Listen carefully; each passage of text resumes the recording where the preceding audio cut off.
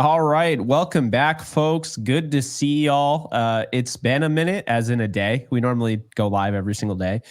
But yesterday we were at the game, and, well, it's hard to record after a game like that, but it's even harder when you get home at 5 a.m. and you just pass out. So, Can I get out front of it now, Jake? Just for those of you who are wondering, God, what happened to Gary's audio? It doesn't look like he's in a studio. Well, guys, you guessed it. I am in a dining room right now on AirPods. So if you have any bits and pieces you want to put together and say, hey, Gary, fix your audio, now you know why it is what it is. And it'll be better in I'd probably say about 5 or 6 days. Vacation's almost over for your boy. Well, we love to hear that. And also don't love to hear that because, I mean, vacation's fun and everything. But obviously, I miss seeing old reliable Big Red right there. So, me too, man. Yeah, and not quite gold. Maybe someday, but we'll see. It might be gold if the Yankees keep playing the way they did today. I mean, this is what we were hoping for when we went to the stadium. We felt like, Jake, I remember we were talking before the game of yesterday. We said, oh, maybe the stars are aligning, and this is going to really work out for Yankees U. Did not. It did not work out for us. It was an ugly game. I know it got tight there towards the end. I know we were recording those home runs from Aaron Judge. I was in the 300 sections recording that home run, which is pretty cool. But I will say, today was just a demolition. Garrett Cole was exactly who he needed to be. This is why I told people, don't read into those starts against Boston. Don't freak out about what you see on one given day because he is who he most often is. Today, Garrett Cole was special. He was. He absolutely was. He's been special really since he came back. The beginning was a little bumpy, but when he got going, I mean, he looks like the best pitcher in the league again. I'm just going to be honest with you. That's what I've seen. And I feel like it's weird, but we almost don't talk about Aaron Judge enough on this show. And I think it's because we're not a normie podcast. When you tune in, like, we're really trying to give you like we're diving deep into like the nooks and crannies of the Yankees. We're going to be talking about John Birdie and having a 20-minute segment here and there about John Birdie. Not in this one, but that's something that we do. And I just don't want it to go unnoticed. Like Aaron Judge, first off, the home run he hit the night we were there last night. I mean, that 3-run shot gave them life. They came back and it's 9-7. And yeah, like things don't go your way. And I get that. But if you had Austin Wells in August, they might have won that game. So, that's kind of like what you're looking at. And you just got to give Aaron Judge a lot of credit because this is somebody who had that 15, 16 game homerless streak. And now he's back to being Aaron Judge again, just like that. And it really goes to show you, Gary, if he didn't have that 16 straight game homerless streak and he didn't have the start he had this year, he easily could have hit 74 home runs and actually been the leader for single season home runs. I mean, he was on a ridiculous pace and he just had those two mishaps. But it is a reminder how hard it is to hit home runs in this league. And now he's hitting, I think, 5 in a row. He's got 3 games left. He has 58 home runs. If he hits 60, Gary, so that's 2 more in 3 games, which is doable. Not easy. I never want to normalize home runs because it's not normal to hit 60 plus. It's not normal for him. It seems normal it's crazy for Aaron Judge. It's just expectation is when he's going right, he's going to hit a home run every night. That's just the way it seems. And I know we have 2 different opinions on this, and I was actually glad that we're not really seeing a home run chase from Aaron Judge where we're saying, okay, can he hit a home run here? Can he hit a home run now? And I feel like in general, it puts him in bad habits. And baseball players in general, regardless of how good you are, we've seen it with Juan Soto, right? We've seen it with whoever, who was it we had at first base again? I honestly just blanked out on his name because he hasn't been here in such a long time. Giambi, Teixeira. No. The rookie we had this year. Oh, Ben Rice. There you go. Oh yeah, that guy. So Ben Rice. Remember him? Yeah, well, he hit 3 home runs in a day, and everyone said, "Oh, look at this." the how it projects into the future, this is fantastic. This is great news for the Yankees. And Jake, you actually brought it up on the very next episode after the 3 home run day. Okay, is he going to get into a bad habit? Is he going to be trying to hit home runs? Is he going to try to become a home run hitter rather than just a hitter? So Aaron Judge, if you look at his overall numbers, he's not just a home run hitter. He's hitting 325. This is a complete baseball player. And the last thing I wanted to do was go into the last 3 or 4 days of the season and watch Aaron Judge try to hit homers. And then suddenly we go into October ball, we watch the wild card series, and then we watch us bring Aaron Judge in and say, all right, now try to hit balls in the gap. Now try to be a complete baseball player again. When in reality, you just for 2 weeks were trying to lift the ball like we're at a derby. So I was happy to see him kind of fall out of the race and then have to right the ship and become a complete player again. And that's what I'm seeing right now. Yeah, it does feel that way, right? When Aaron Judge is sensing he's getting closer to an accolade, like a big time accolade. We saw it 2022. To your point, he started clearly swinging for the fences every at bat. It was obvious. And I thought it was really telling because it's not even I don't even think it's a selfish thing. He kept going up there and like post game, he'd be like, yeah, I went 0 for 4, whatever. And he'd be like, I'm really just trying to get this record for, the people at this point, for the fans. I mean, they keep, they're going to the games and it's, he said at one point, I feel like I'm letting them down. So it's understandable, right? It gets to him. If everyone's in the stands saying, oh, let's see if he can get 2 tonight, it really sets him on pace for this. You think the player's not thinking of that? Of course he is. Yeah.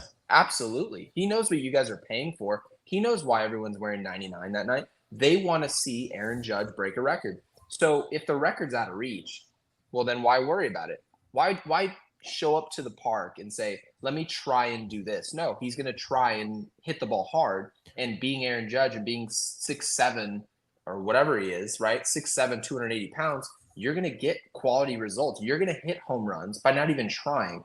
And we saw that the last 2 days. So what I'm expecting now is the version of Aaron Judge we see from now until the end of the regular season. That's my expectation of who we see in October. And frankly, if Aaron Judge doesn't play well in October, we don't stand a chance anyway. So some quality habits will go a long way.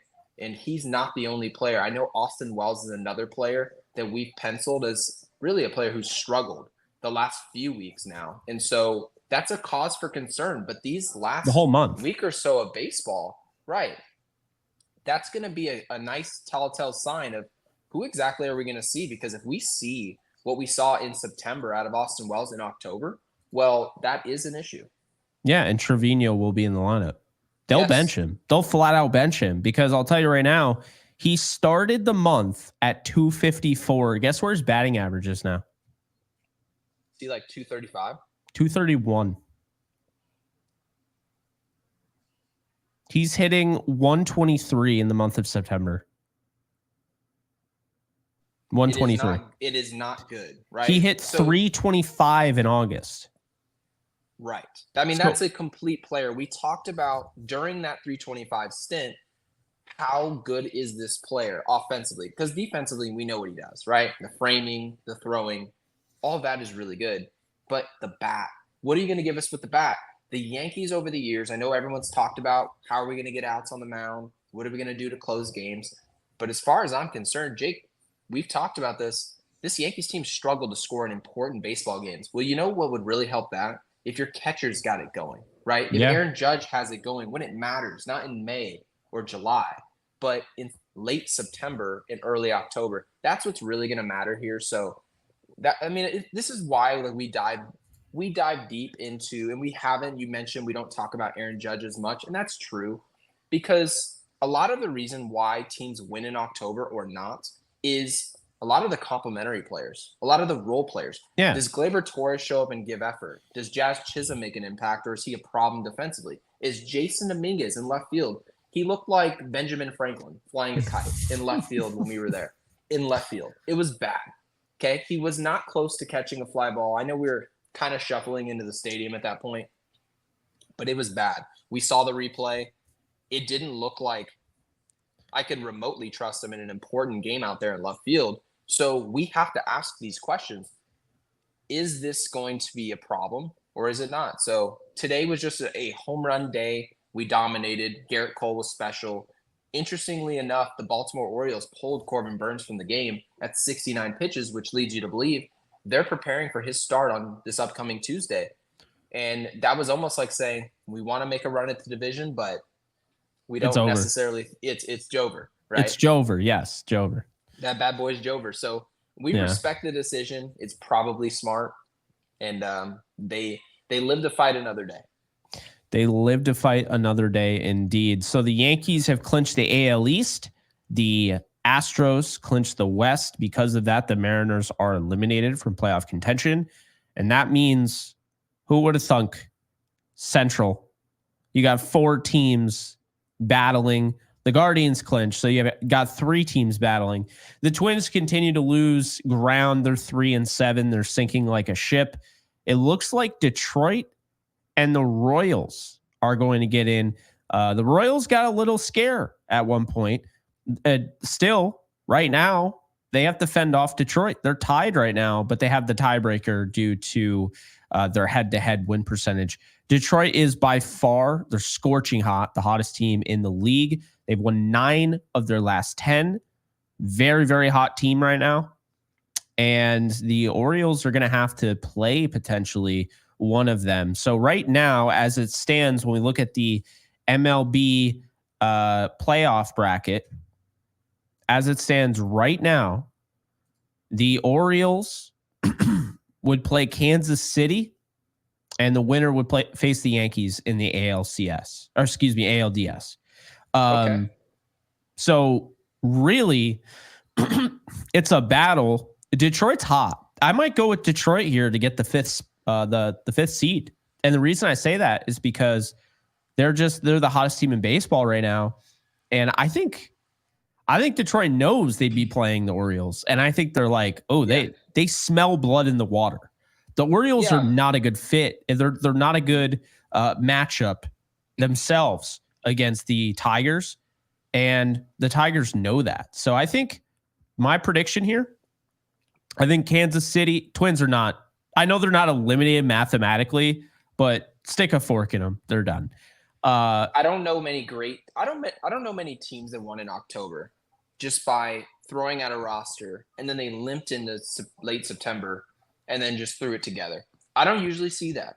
Most often, I see a team that maybe it probably fell a little short during the regular season, right? A very similar team as the Houston Astros this year. The Astros were not very good first half of the season. I know towards the end of the first half, they started to put it together, and then they carried that momentum all the way to today. Well, how many teams is it where you said, well, their roster doesn't blow me away. They're a pretty decent team. And then they go on 2 separate 7-game losing streaks that we're talking about the Kansas City Royals now. And that team suddenly throws together an October run. We've mentioned that there are a lot of teams in the American League specifically that you need to put some respect on their name. You need to respect this team coming into a series. But I'll tell you this, there's a difference between respecting a team and having moderate fear of what could happen. You should be fearful. In this sport reminds me a lot of hockey.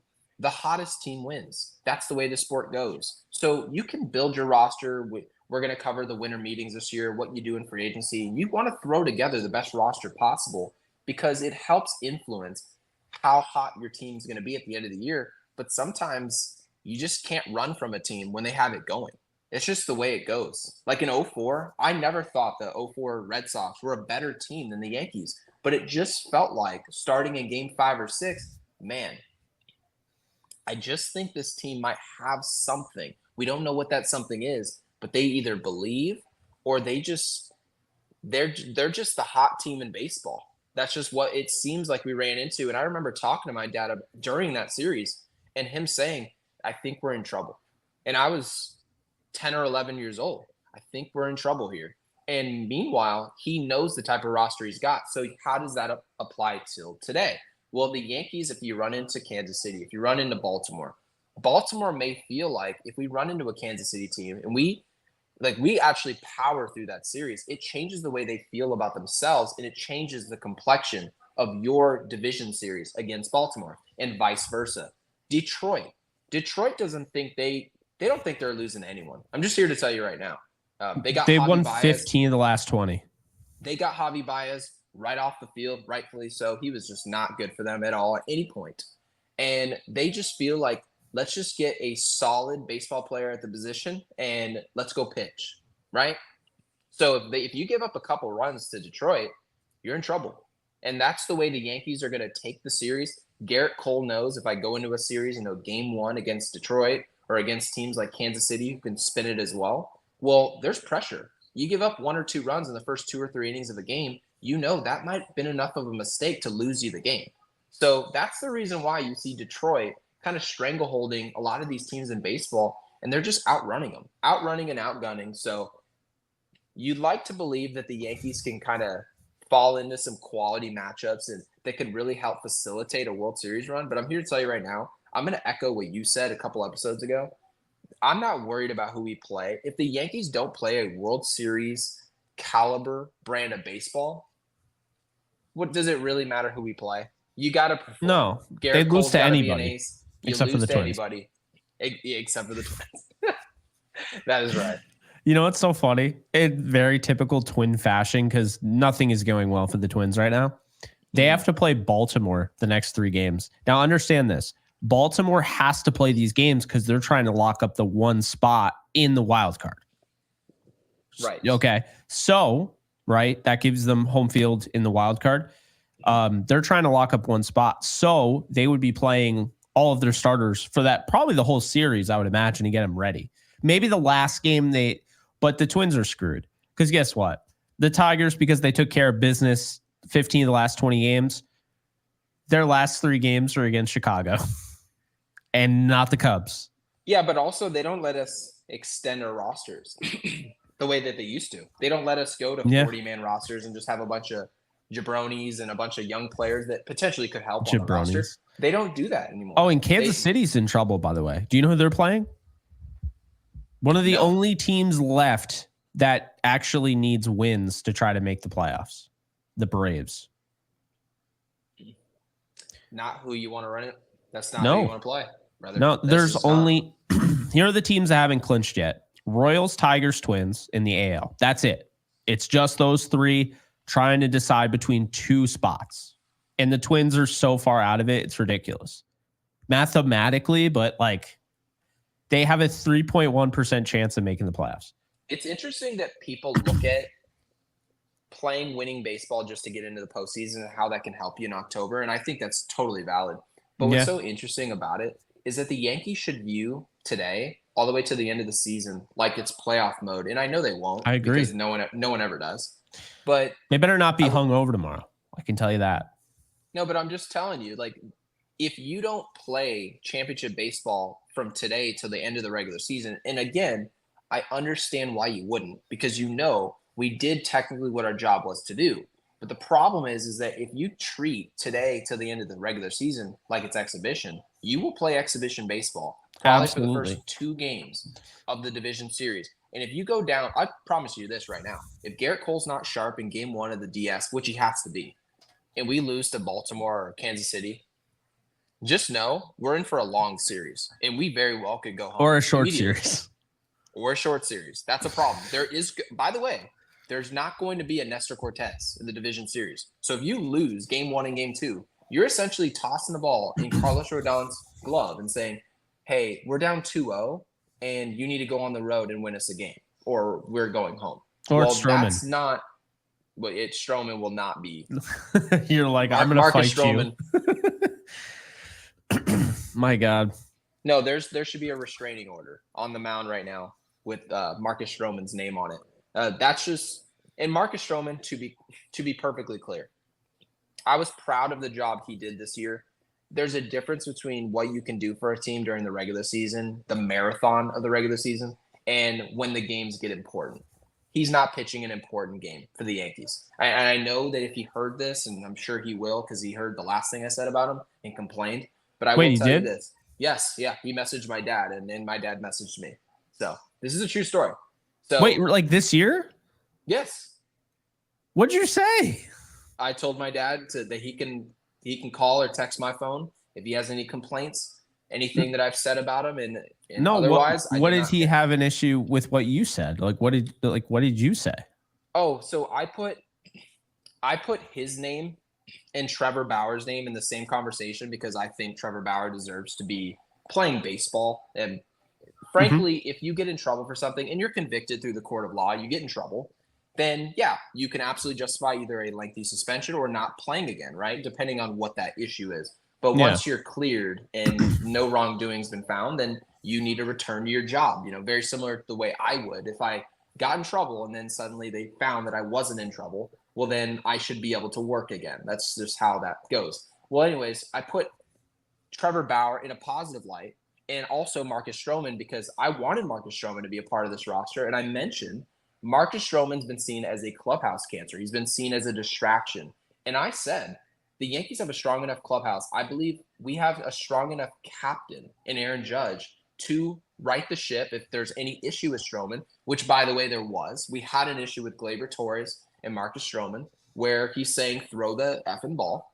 And guess what? Our leader comes up, said, we don't do that here. He came out, said some very positive things about Gleyber Torres, and we moved on. Marcus Stroman hasn't been a problem in New York, and I didn't expect him to. So that's part of the reason why I was mentioning that he should be on this Yankees team. I mentioned Trevor Bauer could potentially have a role on this team, and he didn't like that. He said, oh, what do I have to do with a sexual abuser? I said, well, I don't know who the sexual abuser is on this conversation, but he got upset, and I told him I don't care.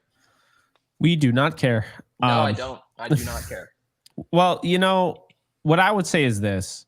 I think what Rashee Rice did is insane, and he's playing for the Kansas City Chiefs right now, starting for them at wide receiver. And I understand it's a different sport, but there are guys that were suspended to start the season, and they haven't told us what they did wrong. But we know this guy, I think he drove 130 miles an hour and just injured a bunch of people that some of them have life, injuries, like things that will ruin them for the rest of their life. And he's playing football right now, waiting for, the law. So I'm not saying that I understand how that whole thing goes, the law process getting dragged out. I get that. But it's like Bauer never got that. He was just like, nope, you're gone. Bye-bye. No, and I believe, I'll speak for myself. I believe in second chances. And that was essentially what the entire tweet was about. He didn't like that. And I basically let him know in the most professional way possible. I don't care what you like or don't like. I don't wait to hear what other people think to tweet. I just tweet what I think, and I encourage other people to tweet their own opinions. And I think that's perfectly okay. Yeah. Interesting. Yeah. I mean, we were just talking off air how he's better than most pitchers that we're going to see in the postseason. But, I have nothing against Stroman. I just, to be honest with you, though, and I guess we can dive into this a little bit, Gary, because with the whole thing with Stroman is that he's got a vesting option, which I don't think many people know. Because you and I thought he had a player option, which we've probably said on the show before. So let's do a retraction of all Stroman related. That's what I mean. I club thought option. He was essentially saying, if I pitch well enough, I'm going to pitch well enough, and you're going to want me back next year. That's what I thought the Yankees agreed to. And then you educated me before the show that wasn't the case, to which I say, I wish you never told me. Yeah, I know. I kind of wish I didn't know either. So unfortunately, folks, and I really don't mean to be negative, but you have to understand how this might not end up, okay? Stroman was signed at age 33 this year to be a kind of, you're kind of going all in for a World Series. This is a player that can help you. And then you have to give him a 2-year deal because he's not going to sign just a 1-year deal. He had other offers. So then you have 2025 and okay. But we were under the, assumption that it was and I think, Gary, to be fair, I think it was reported as a club option, if I'm not mistaken. I think it was falsely reported as a club option.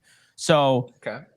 It was, I remember it actually. It was initially reported as a club option in 2025. Well, that's not the case. So, folks, Marcus Stroman essentially signed a 3-year deal with the Yankees because guess what?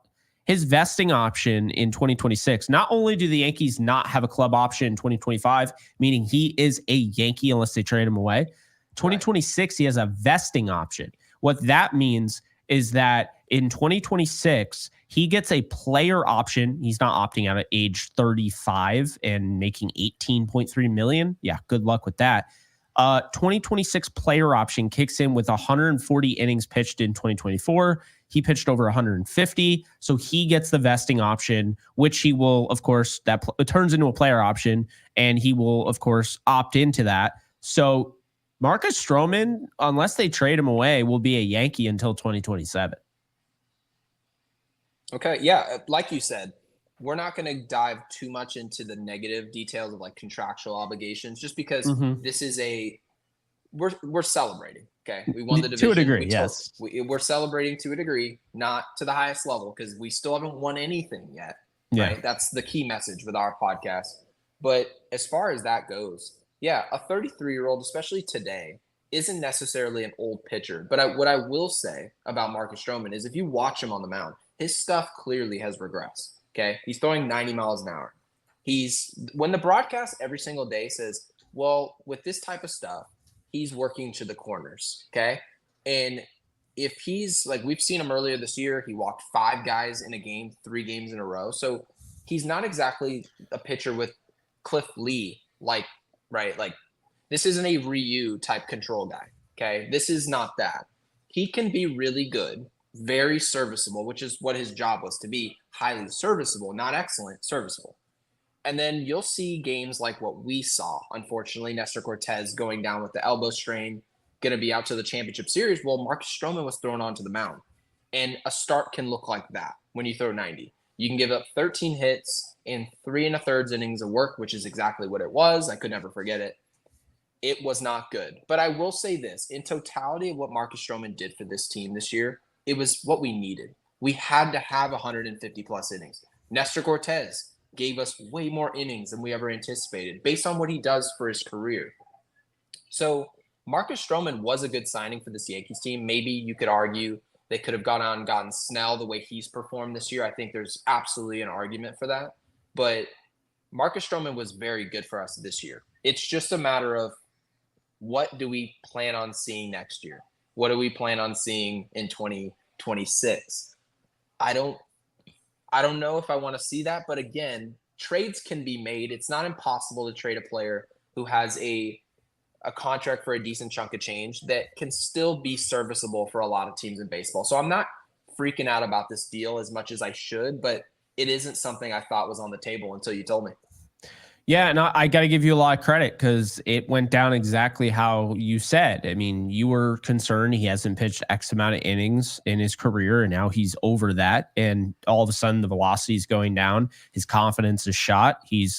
I would have mistaken him for Mark Leiter Jr. if you weren't looking at the mound yesterday. I mean, he was getting crunched, absolutely crunched. Do you like how we saw people jogging in from the? Okay, so for people who don't know, you weren't sitting with us, but we wish you were. Every single time somebody came in from the bullpen during our game where we lost 9-7, we were like, "Oh God, this must be Leiter Jr." Because you can't tell who it is. It's just some dude, and he's running out, and it was never Mark Leiter Jr., which is so funny. So I think last night was in a way kind of torture. It was the football gods. Well, maybe they were involved too, but baseball gods were humbling us because we had this idea. We started the podcast and they went like 9-0. It was probably like 6-0, but still, the point is, we started the podcast and we started talking about it. We're like, oh my God, they haven't lost since we started this podcast. And like, oh my God, what if we the only game we go to the entire year is the one where they clinch the AL East? And the baseball gods were like, nope. And you know what? They didn't stop there. They said, how about this? You know how much you love your Clayton Beater? Yeah, we're gonna curse him too. And you were super excited about Clayton Beater, and I thought they should have started him. Yeah, if Nestor Cortez is hurt, right, maybe you should go with your best option. And Clayton Beater did find his way to the mound. He was shelled, man. That was just. He started off good, and he was one pitch away. Like he was one strike away from getting out of the inning with 3 strikeouts and no runs given up. And then it just all unraveled.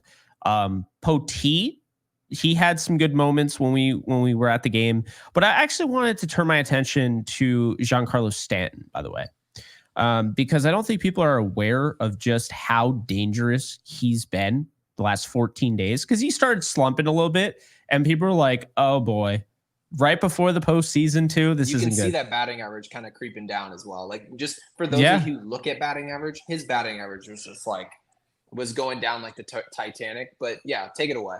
Yeah, well, he's got 27 home runs now. And furthermore, his batting average with balls in play his last 14 days. Gary, can you guess? I'm going to guess his batting average with balls in play is 414. 444. I was so close.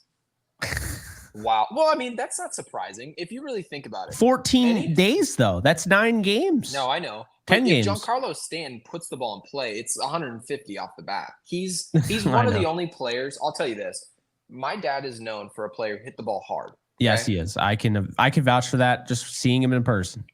If you guys saw what my Instagram DMs look like anytime Giancarlo Stanton hits a home run, it's just, man, this reminds me of a home run your dad would have hit. This reminds me of contact. I literally got 6 DMs tonight about a ball that he hit in right center field.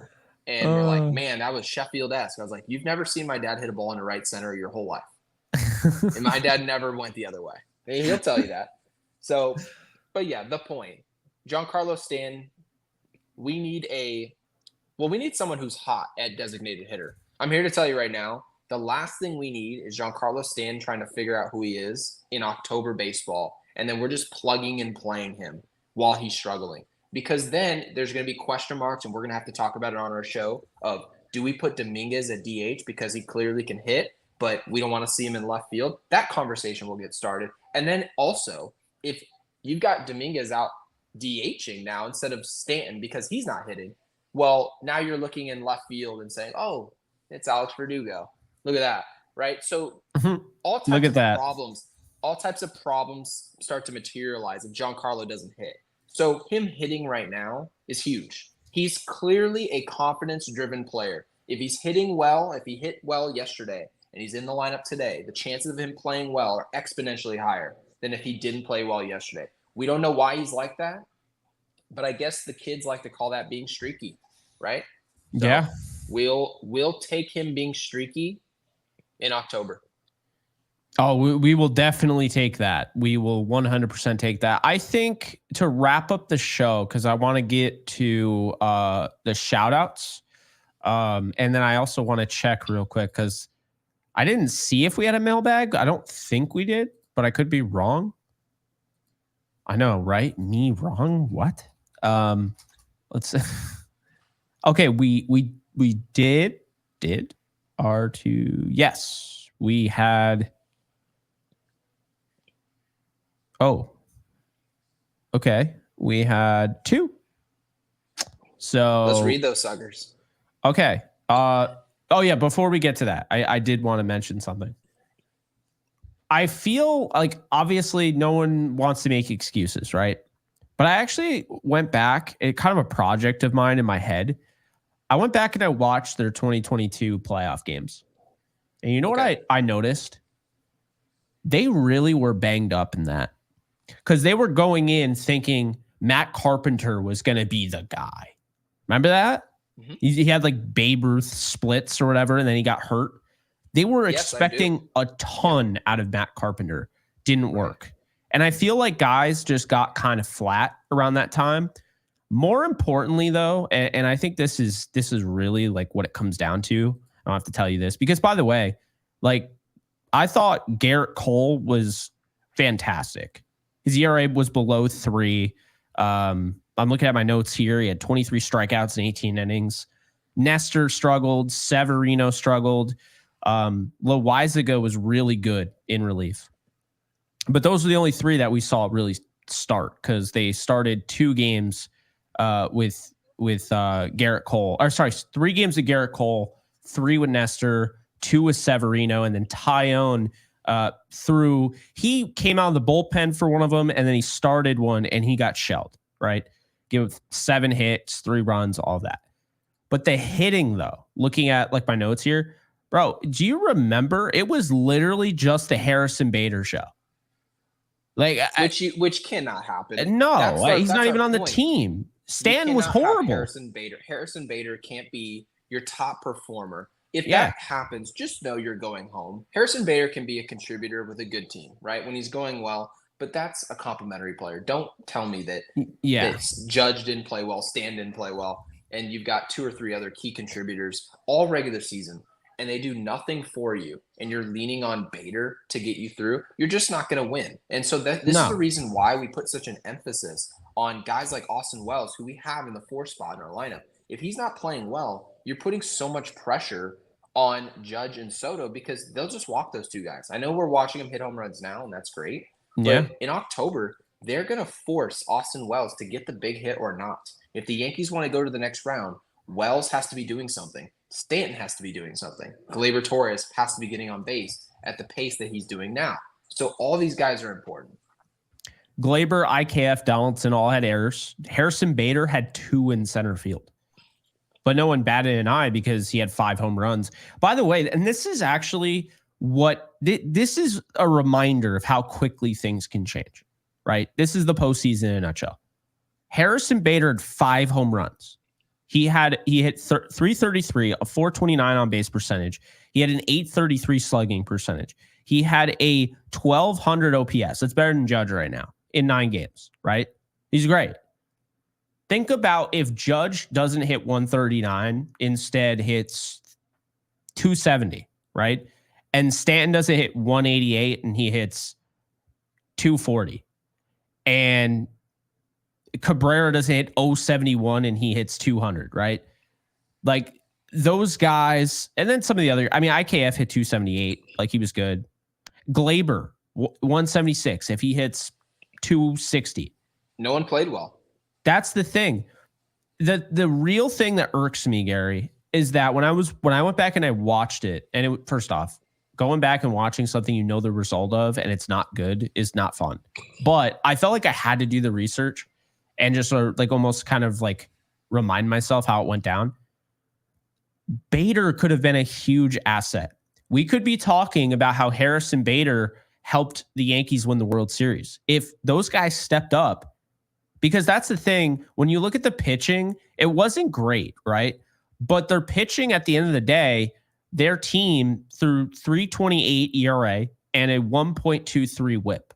You can win like that. I'm not saying it's ideal, but then you have Gary, their OPS, their team OPS was 579. That's atrocious. Their team on base percentage was 255. Their team slugging percentage was 324. Okay. And their team batting average was 173. That's why.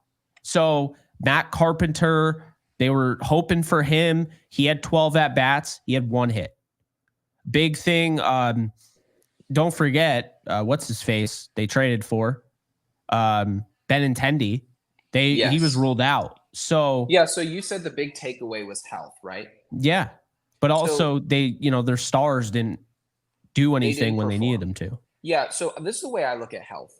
I understand that people look at players being healthy, right? Your team overall health. And they say, well, a lot of this is a huge aspect of luck. But I view being healthy at the end of the regular season, and you have to build a team that can stay healthy. Like that's another part of the job. And I view being healthy like sleeping well. I'll tell you this. So not me. If you showed up to school, yeah, not you. If you showed up to school and told your teacher or professor, hey, I just got 3 hours of sleep, I just don't think I can take the test. I know you told us we could take this test 3 months ago, and it was today, and I had to prepare for today. But I'm not ready, right? My body's not ready. Based on how I slept last night, your teacher would tell you, tough luck. You're taking the test just like everybody else. We're not changing anything for you. It's your responsibility to take care of that. And that's the way I view health. Now, if you get drilled in the hand by a fastball and you're gone, yes, there's absolutely a huge aspect of luck there. But a lot of times when we see Yankees go down over the years, it was bodybuilder type injuries. Oh, he pulled a hamstring, right? He had a lat strain. We saw Jason Dominguez earlier this year. He went down, I believe, with a lat strain. So a lot of these things are avoidable. You need to stay healthy. It's part of this job, is preparing your body for the overall season, and then what happens after that. So I don't know. I completely agree with you. Being healthy, injuries in general played a huge role in that series. But also, as you mentioned, if Aaron Judge and Giancarlo Stanton, a lot of the guys we pay a lot of money to, if Rodon this year, Garrett Cole, if they don't perform the way that they're paid to perform, you're not going anywhere. And this is something that's understood, not just with the Yankees. It's understood with every organization in baseball. Highly paid players, if you don't play well in October, chances are you're putting pressure on players who are either young, inexperienced, or just flat out not good enough to make an impact in October. And you're just going to shuffle on to Cancun. That's just how this is how this sport goes. So, yes, there's a lot of pressure on Aaron Judge. There's a lot of pressure on Juan Soto. But when enough guys are making impacts, eventually guys get settled in the series and they don't think, man, if I don't perform, we go nowhere. That's what we're waiting to see. We're waiting to see a bunch of guys finally get comfortable in a series. And you can see the 6-hitter for the Yankees come up to the plate and you don't think, man, he's hitting 070. Is he going to do anything to help Aaron Judge? Is he going to do anything to make an impact? We need it. The Yankees have to hit if they want to go anywhere in October. And based on what we saw today, this was a very important game for this Yankees team. What they do against Burns, what they do against really guys that they should be hitting who came in after Burns, and they took care of business. They threw up a 10 spot in this game. And if you told me they did that before the game, I'd be impressed. I agree. Last thing I'll say about the 2022 team, Isaiah Kiner-Falefa was third in OPS with 683 on the team, which is never, good because he doesn't slug. So he was good in that series, but yeah, I mean, Trevino 1 for 22 ain't going to do it. Oswaldo Cabrera 2 for 28 is not going to do it. Glaber 4 for 34 is not going to do it. Donaldson, he was not very good either. The one thing I will say to wrap this up, Anthony Rizzo, he had a 984 OPS. So he actually performed well in the postseason. Before we send it over to the mailbags, I'm going to make a bold prediction here. Let's hear it. I think what you said, there's a lot of truth to earlier in the show about Aaron Judge. I think Aaron Judge has an A-Rod-esque postseason. I really believe that. And the reason I say that is, one, it was bound to eventually go his way, right? He's too good of a hitter. He can't just be bad in the postseason. It doesn't matter. Like, it doesn't even make any sense. I mean, the high leverage that we've seen this year, like his high leverage stats are better than Ohtani's, like way better than Ohtani's, right? So something has to give, because his high leverage stats in the past during the regular season have not been great. So I wonder if he's changed his approach there. But the reason I'm going back to what you said, and what I'm going back to, is you said something along the lines of, yeah, I'm glad he's not chasing a record, because he's basically like, what you're saying, and is kind of how I'm feeling. He's not taking himself out of a routine. And you were really smart to bring up my point on Ben Rice, because that without a doubt killed it. If he didn't hit 3 home runs in a game, he would have continued to do what he does, and he'd probably be on this postseason roster. And Anthony Rizzo might have been IL'd for the rest of the year. Like, they might have just given him like a phantom IL designation. He looked like a different player after that moment. Now, I can't necessarily say, okay, that's the pinpoint moment, and just kind of scapegoat that as the reason he just couldn't get off the mat. Essentially, but I think that helped or it hurt. Didn't.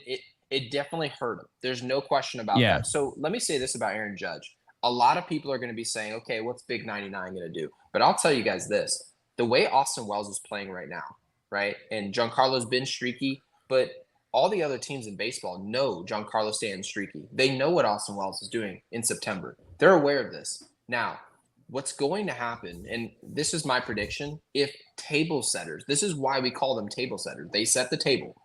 Gleyber Torres and Juan Soto. We've seen Juan Soto disappear for a couple weeks, okay? And then he's kind of started to get back into Juan Soto type stuff. At the right time.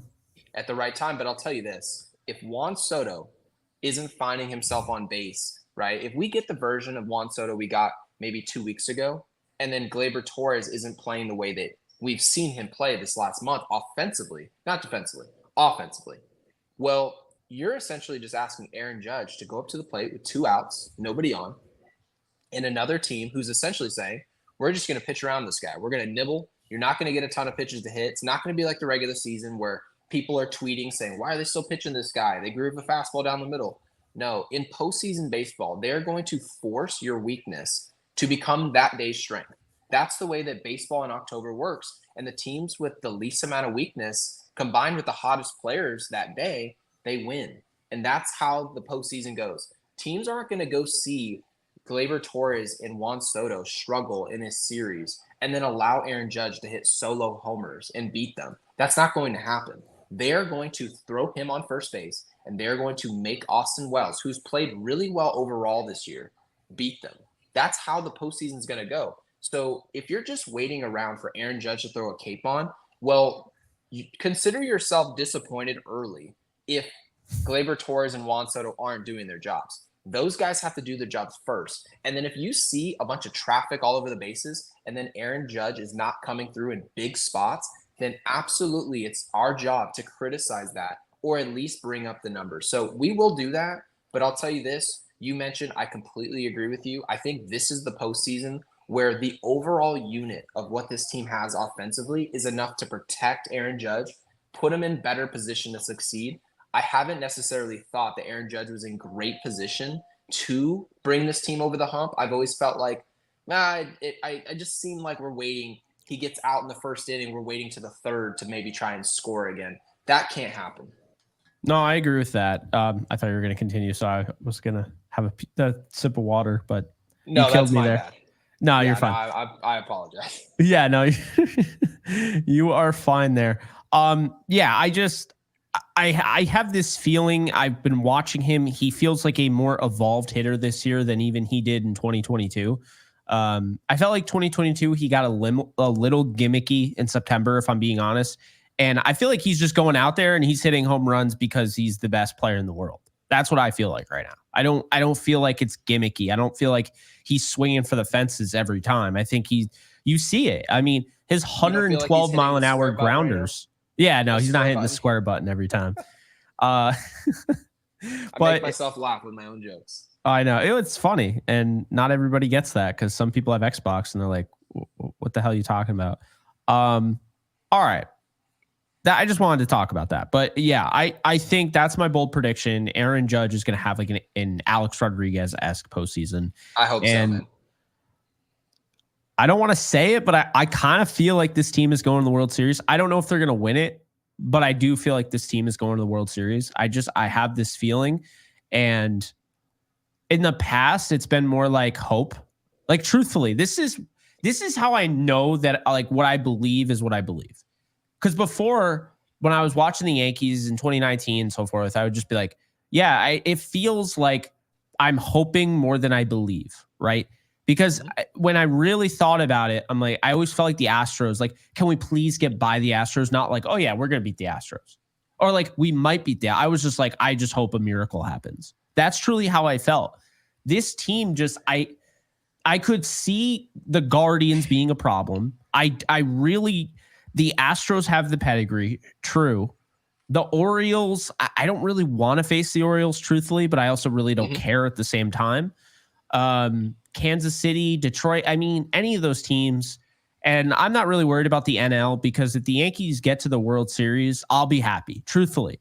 I want to win it, but you have to, that's been the thing. I think you and I have kind of switched gears over. They have to get to the World Series. They have to.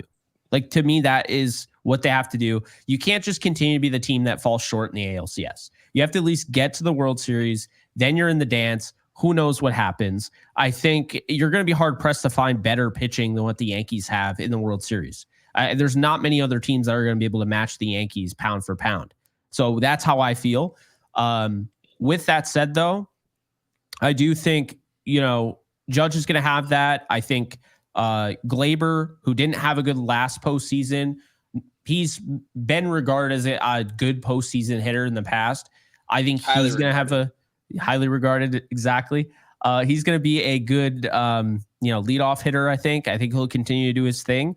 My thing though, and I know we're kind of dragging this out. I do want to get to mailbag, but you brought up Wells, and I do wonder if Boone eventually at some point takes him out of the cleanup spot, because and I hate saying this, I love Wells, but if he struggles the way he is in September, he's not even going to be on the team. Like he's going to be on the bench. Like he won't be out there. You know what I mean? If he struggles enough in September, whether I agree with it or not, or excuse me, October, whether I agree with it or not, Trevino will be out there. And he's not a better defensive catcher, but I'm sure Aaron Boone would argue he's up there. And if it's that close, that would become a timeshare again with the advantage to Trevino, if I'm being honest with you.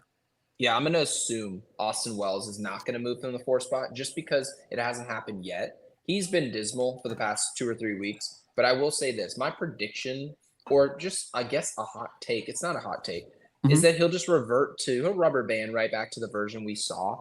And that's a good I think thing. so too. This is the reason why I said that you need to treat today till the end of the regular season as if it matters, because it does matter. It actually does matter. It's not just the standings. It's, are you individually, you, Austin Wells, are you Giancarlo Stanton, are you Aaron Judge? Do you have good habits going into game 1? Are you still tweaking mechanics, right? We're still talking about mechanics with Anthony Volpe. Or is he getting hot and then we say, hopefully he continues what he's already doing? You don't want to try and fix things in the playoffs. We don't want players to say, well, I'm already struggling. Let me see if I can get back on the horse. We don't want to see that because, again, it opens up questions. Do we move you in the lineup? We don't want any question marks of what's happening in the lineup. There's a reason that we brought Alex Rodriguez on the show, and they were like, what was the biggest thing about the 09 team? Well, it was the fact that we knew exactly where everyone was playing, when, and why. Well, we're not trying to come up with new lineups in October. So I don't think the lineup will change. I know you brought it up. You're not thinking that it'll happen, but I will say he needs to perform.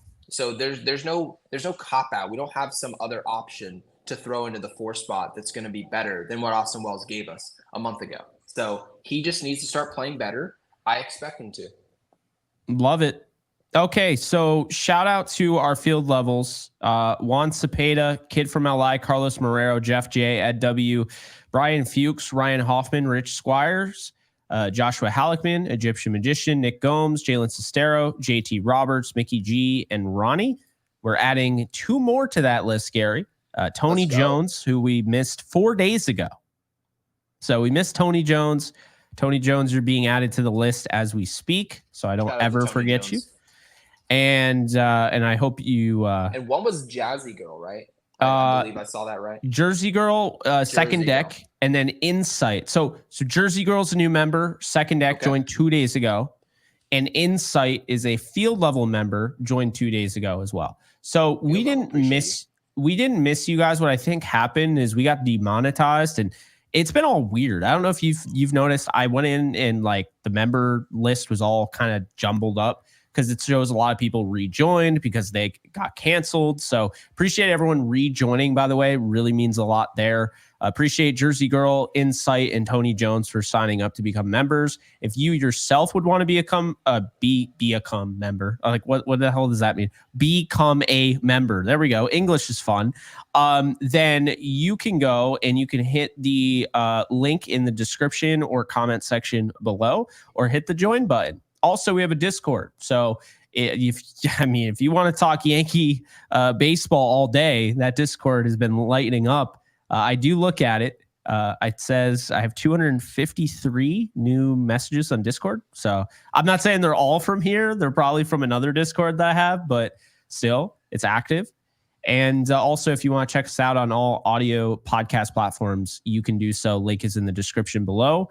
And you can just look up Yankees Unloaded. So let's get to the finale here. Mailbags from Jalen Sestero and Juan Cepeda. Jalen Sestero, man, I love this team. Maybe I'm a little dramatic, but we have such high hopes, and this year's is going to be different. But here we are again, essentially first 2 games are playoff games. We're doing the same old BS, stupid mistakes, bad lineups, can't get clutch hit with runners in scoring position. Now it's Nestor out. Are you guys worried, or do you think we'll be just fine? Need to win 1 game, and now we're on the verge of a sweep. So that was after our game. So, well, I can understand the panic after watching the game, but I mean, the percentages of us winning the division, where they were, because of how many games we had to just be able to win 1 game, or Baltimore losing 1 game. So now that that's over, that answers your question for you. There's nothing to worry about.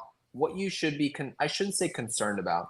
I understand Nestor Cortez is out. How are we going to get the outs? Totally get it. But what you should be penciling is, what does this Yankees team do against the best pitching in baseball, or some of the best pitchers in baseball, in high leverage situations offensively? That's what they have to do. What do we do? Because if this team's hitting, we're going to go on to the next round and the next round. And when the hitting stops, we go home.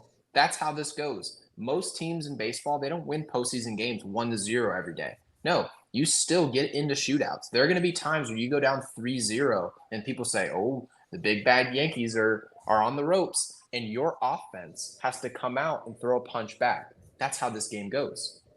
We've seen the Houston Astros do it, and what do they always talk about? They bring up the word pedigree. It's my favorite word ever, right? And they talk about, you can't count out this Astros team. They just won't go down without a fight, right? They're talking about their offense. They're not talking about relievers or their setup man. No, they're talking about, what type of at-bats do you throw up? What type of habits do you have? Do you find your way back into games when maybe you otherwise shouldn't have? That's something the Yankees are going to have to prove in October. Some people think, well, this team doesn't come back from down 3-0. And it's a valid concern or a conversation. And Most teams don't, though. Most teams don't come back from down 3-0. But at some point in the postseason, you're going to have to do something that most teams can't do. That's how playoff baseball works. And if we want to be the best team, we've got to be the best team when it matters. So, yeah, I'm not concerned. I'm just paying attention. Yeah, I think they'll be fine. I do. I think they have more. The more I look around the league, the more comfortable I feel about the Yankees, because their starting pitching is just so much better than most other teams. Like, most other teams don't have a Nestor Cortez they're losing and have a Stroman who we're complaining about. Like, that's really what it comes down to, is that, even as frustrating as Stroman can be, he's still an asset that other teams don't have. Yes. Cody Poteet, for instance, like, the fact that he's even in play, other teams don't have that ability. They have guys that are very unproven that they're probably going to try to turn into Cody Poteet that they haven't even figured it out yet, and they're going to try it in October. And to your point, you can't just be fiddling around with mechanics, just like you can't be fiddling around with your bullpen. Like we said, you got to figure out who your closer is going to be before you get into the big dance. Yankees have done that. You got to figure out what your lineup is going to be day to day. For the most part, the Yankees have done that. It sounds like Alex Verdugo and Jason Dominguez will probably go back and forth platooning. I don't agree with it, but I'm expecting them to do that type of thing. But at least, like, for the most part, their lineup is pretty much what it is, and I guess that's the good thing. This is like the first time, by the way, with this lineup that they've actually scored runs. So shout out to that. Well, I guess they scored runs when we were there, but it was, a total comeback job, not necessarily they dominated. So yeah, I think I feel really good about this team right now. Obviously, if Nestor was healthy, I'd feel even better.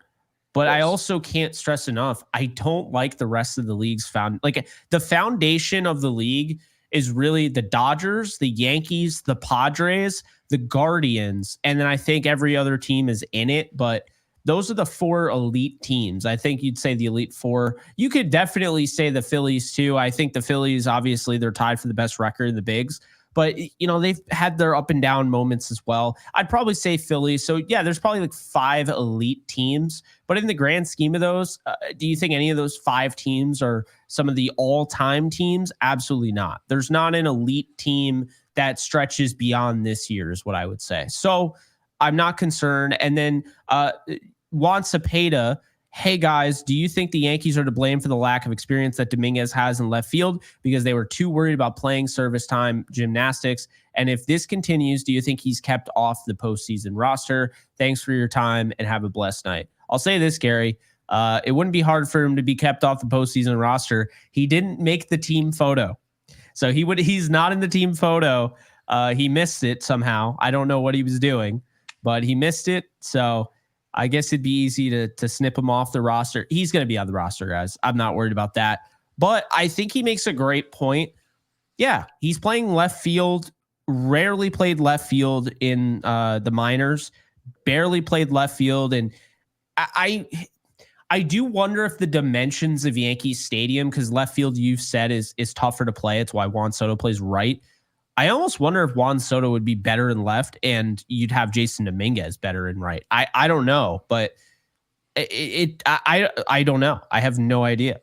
I don't think so, because we looked at the analytics of what Juan Soto has been defensively over the last few years, not just these last two. And Yeah. the numbers have shown a pretty steep decline defensively for Juan Soto. Mhm. And the way he's played Yankee Stadium, and we know there's been plays where he looks lost, no question about it, especially at the wall. But I will say this, his numbers, at least analytically, are very good as a Yankee in right field. So I don't touch that. And I'll tell you this, Juan Soto is not fleet of foot. He's not running down balls at the 399 sign out there in left field. And I know he's not paid to do that. But if you're looking at Jason Dominguez, he's far more qualified in terms of speed, right? Just foot speed to make the plays. Alex Verdugo, in terms of foot speed, is much more qualified to go run down a ball in the left center gap. Now, he's been a little less defensively in terms of Verdugo than what we maybe were anticipating, but he's still almost been negative. He's been about league average. So, Yeah. And that started off good this season. As his bat declined, so did his glove and everything else. So, but as far as the question, Jason Dominguez, we don't know why Jason Dominguez wasn't playing left field in the minor leagues. Very clearly, the Yankees knew we're in a win now season. We're not moving Aaron Judge out of center field. He's not going to be able to move to DH. So clearly, we've got Soto anchored in right. The only other position is left field, where Alex Verdugo is currently playing.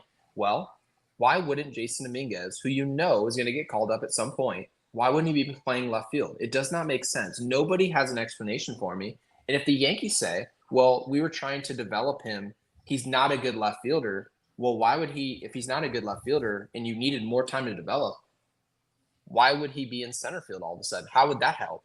Kevin Kiermaier, if we signed Kevin Kiermaier to a contract this offseason, do you guys really think that if we moved him from his traditional position in center field and threw him in left or right field, he would struggle? He wouldn't. It wouldn't take him time to say, what do I do at Yankee Stadium? No, it wouldn't. It's just, are you a good outfielder? Do you have some feel?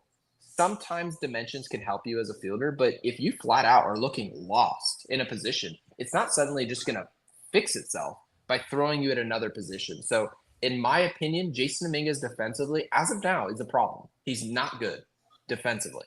Now, we've seen, especially live, I mean, we saw his bat speed at the stadium. It is special. What he's going to do offensively is going to be game-changing talent, and we hope that it materializes into game-changing production. And so that's what he's doing. And the only reason that if you say, well, if he's that bad of a fielder, just throw him at DH. Well, then where are you putting Stanton? Giancarlo Stanton can't play, which, by the way, a lot of our listeners probably would say, I'm okay with that. I'm okay dealing with what comes with that. But I will tell you this, if Giancarlo Stanton's not in there, remember what I said earlier, you are seeing Alex Verdugo in left field. I'm just telling you, that's what Boone will do. So understand, when you make one decision, you may be allowing Boone to make another decision behind that you may not like. It's almost like Judge should just play first base. Almost. But, I mean, regardless of that, I think Judge should be in left field, personally. I think Dominguez should be in center. He's never made an error out in center field. No, he's made 2. So he's made 4 in left field and 2 in center field in his career. But he's got a better fielding percentage. He's also, to be fair, he's made 4 in left field, and he started 66 games in left field, right?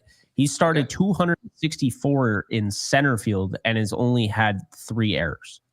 So, yeah, that's better. I'm going to assume, though, that he's not a good fielder. I don't think there's any chance that you're just like I think the hope was that he was really athletic and they were going to he was just going to cover a lot of ground. If I'm being honest, and I am, because I told you at the stadium, I took one look at Jason Dominguez just totally botching that ball, because that should have been caught. He didn't even get a glove on it. No, that was terrible. Jason Dominguez is going to be the DH after Stanton. They're going to keep Judge out there. He's not going to want a DH. He's not. Okay. He'll fight them on it. We'll disagree with that. He should at least play first. Maybe he does. But it will be Spencer Jones. I think Spencer Jones, he plays a good outfield. And I think he's going to be a part of this future. I really do. I think, the reason why I believe that is because they would have already traded him by now if he wasn't, truthfully. And I think it was definitely important to see what he was doing going into the postseason for the minors. I think he's definitely next in line. He could see time next year. He really could. He'd probably end up being one of the September call-ups. Depending on how the season goes, maybe we see him earlier. But yeah, I think we're looking at Jason Dominguez being a DH or learning how to play the infield in some capacity, which I wouldn't rule out, because if he just can't do the outfield thing, they're going to try to get him on the field, so And we've if he seen this can't, before as well. Clint yeah. Frazier was in a similar situation. We started him in right field. And I will say this, technically, Jason Dominguez could absolutely improve, and being in center field could help he's him, 21 years old. But at the same time, it may not, right? There are not many players. Obviously, a list does exist, but there's not many great defensive players or like highly serviceable defensive players in baseball that started off as like failing defensive players. I think Derek Jeter is one of them, right? Derek Jeter was a player who came up into the big leagues. He was not good at shortstop, guys. And I hate to break it to you. I'm sure a lot of people understand this, but a lot of the Yankees brass said, no, hold on a second. Let's keep this kid at shortstop. He's gonna make his mistakes, get his lumps out, but he will be a polished product by the end of his career or the middle, right? And that's exactly what happened. So I'm going to try and be patient with him. It's just hard to be patient when we're throwing him in the middle of a pennant race. Yeah, I get that. And defense is under a microscope in the postseason, but that is going to do it for us. But we always have it's a ritual here on this show. Is it your turn? No, it's your turn because mine was the purge. All right. Well, I got one. Okay. I'm going to go with the Batman. The latest Batman. I was a huge fan of it. I thought it was really good. I thought the Penguin was really good. The depiction of the Penguin was spectacular. I know that show has just come out. I'm not sure exactly where that show is, but I'll be watching HBO. HBO. There you have it. So yeah, the Batman. I'll probably watch it after we're done here, because that was already my plan. But but not the Batman. That's 3 hours. I won't sleep until. Wait, your plan wasn't to sleep? No. Yeah, I didn't think so. Nope. I slept enough. I got like 6 hours, so we're good. There you go. Yeah. But yeah, no, I mean, I'll get to bed soon, but I was like, we'll record Yankees Unloaded and then I'll watch the Penguin. Because everyone's telling me to watch the Penguin, and I'm like, all right. And it's like, yeah, it looks good. It better not be better not be one of those Animal Channel. It's like, oh yeah, watch the Penguin, for those like no one knows, like there's no context ahead of time. Like, oh yeah, the Penguin's a Batman character. I turn it on, and it's Morgan Freeman, like the Penguin. So it's just God. Penguins. No, it looks good. It looks like it looks like I liked where they took the Batman. It was more realistic. It wasn't as Hollywood like. And Batman in general, that trilogy was spectacular. I think this trilogy actually has a chance to be just as good. So I'm excited. Yeah, it should be fun. I'm looking forward to watching it when we get off here. So check out the Batman, or not check it out. Well, yeah, check it out too if you haven't already. It's a 3-hour movie, so make sure you have some time blocked out. But yeah, that'll do it. Be sure to drop the Batman in the comments section below, and we'll see you guys in the next episode. And like this video.